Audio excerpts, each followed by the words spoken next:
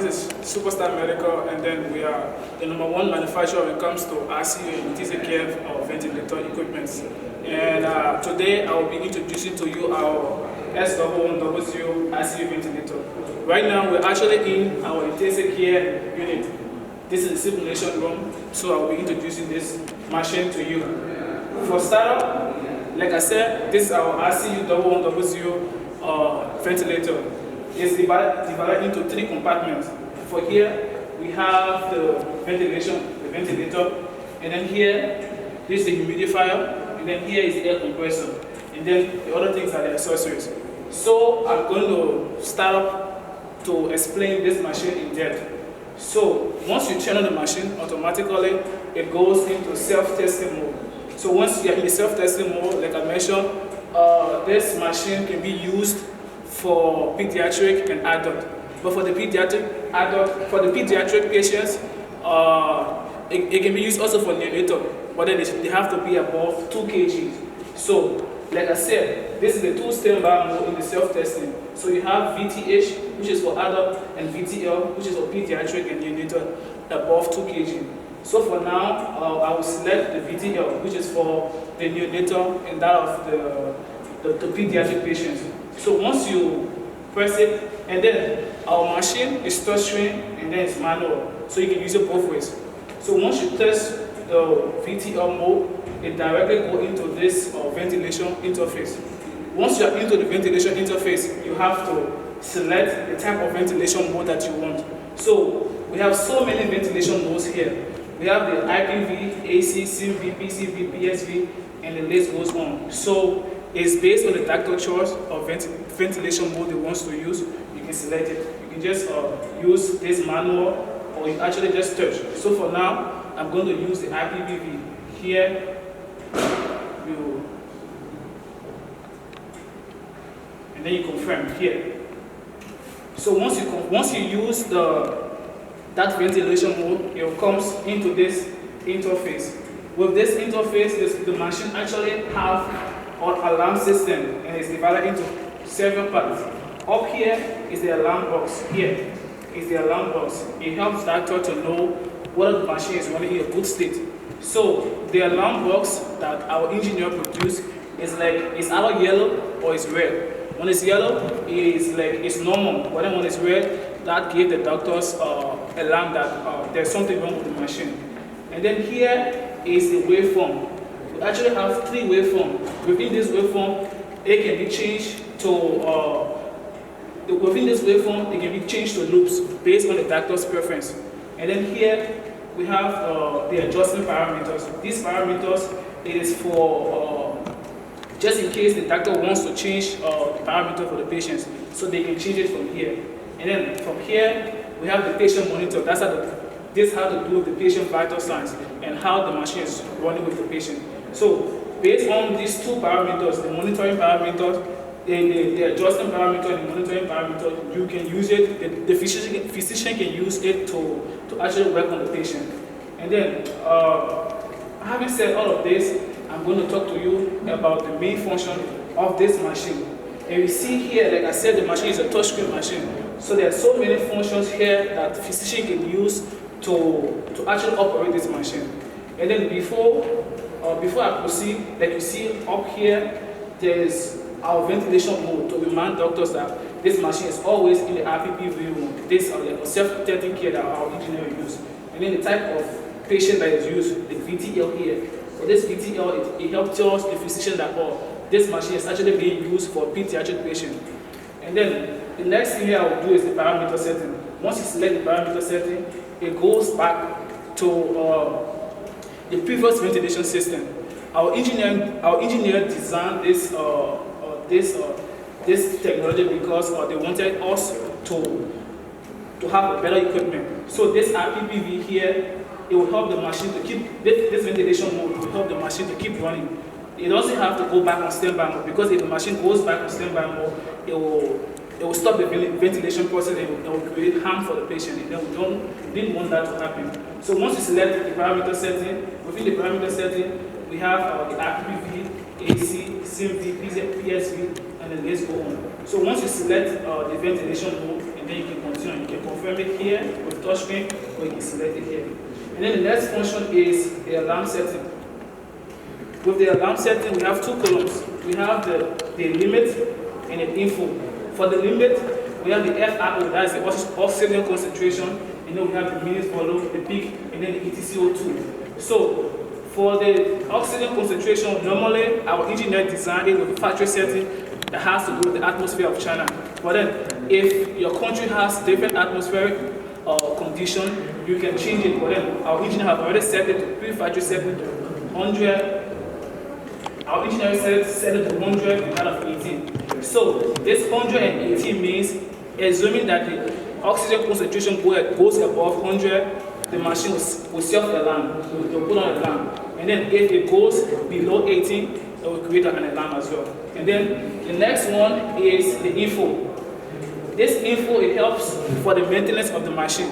So once the machine has been running like from 1 month to 6 months, it helps engineers that have to come to do a maintenance of the machine.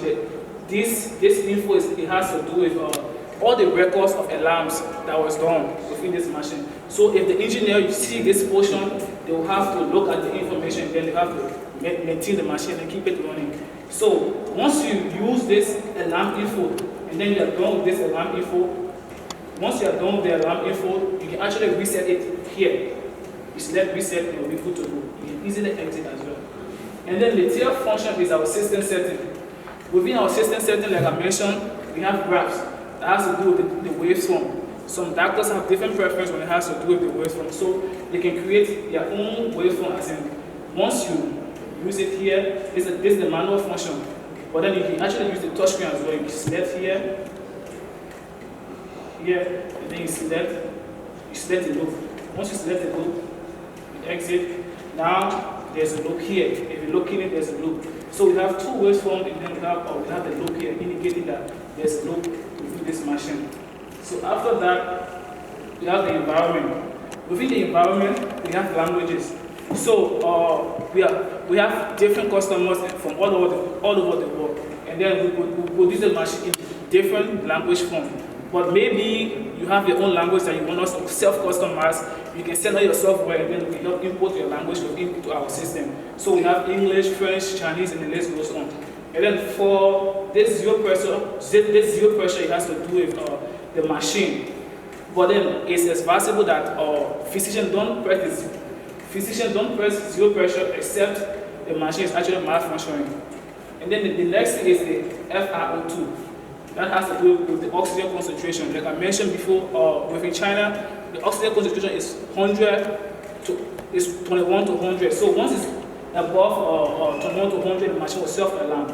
But then some countries have different atmospheric temperature or atmospheric pressure condition. So based on your country atmospheric pressure condition, you can select the desirable choice of yours. But then for us, from our factory setting, we use 100 to 21.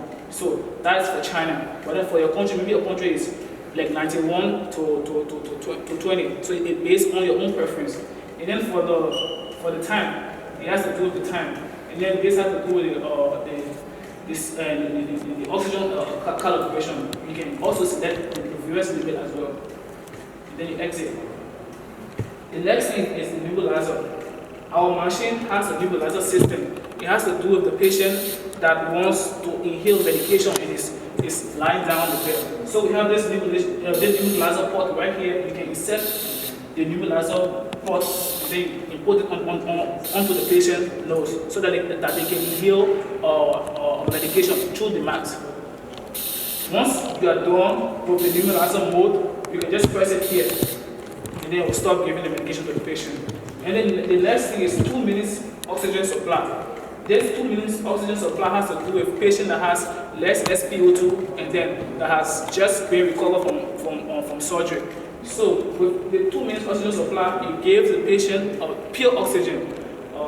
Once doctors are done with surgeries, they just press the 2 minutes oxygen, and then our machine was designed to self-count down from 120 seconds, that is 2 minutes, to 0 seconds. So sometimes some doctors have their own choice. They want to give 30 minutes of pure oxygen. So there's a countdown here. So once you see your desirable choice, you can easily just press and stop. Once you press the machine, it will stop giving pure oxygen. So our machine is actually designed to have high technology. And then the next thing is the curve freeze. Within the curve freeze, a physician is undergoing some surgery, and then they find out that this machine is malfunctioning, and then they want to help, they want to seek maintenance. You can easily just press this curve freeze. It's like a screenshot of freeze, so the machine will automatically freeze.